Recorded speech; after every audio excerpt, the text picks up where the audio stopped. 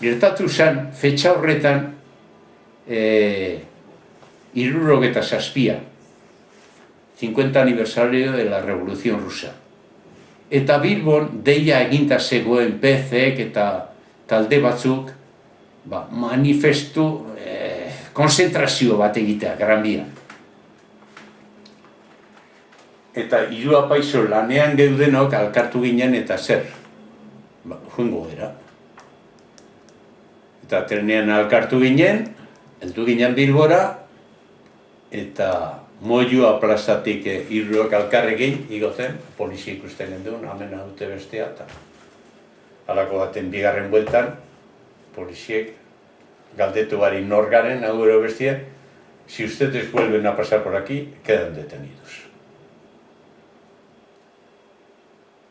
Ez genekin zer egin eta jarraitu genduen ja, zer egiten degun, eta beste kontrol baten ja, arege ziguten esan, quedan ustedes detenidos. Ikusi ziguten pasatzen, eta orduen, detenidu eta furgonetaan, eta sartu ziguten hirurera, eta sartu nintzenen gazte bat ikusi nuen, eta esku ematen di. Ezaguna, detenituta. Kuartelera, indautxura, gaua pasatu genduen eta urrenguko goizean, kriado zan orduen horko polizi arduradune, komisarioa, eta furgoneta baten sartu eta oizpoura eraman.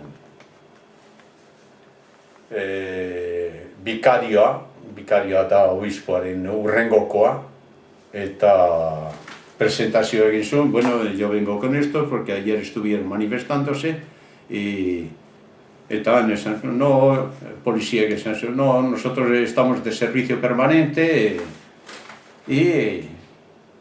hor entregatu,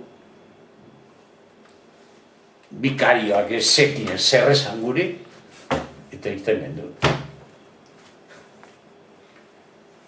Segaitik egiten gendun hori,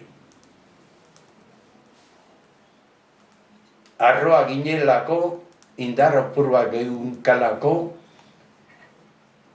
eta pentsatzen gendule privilegio horiek erabili behar zirela.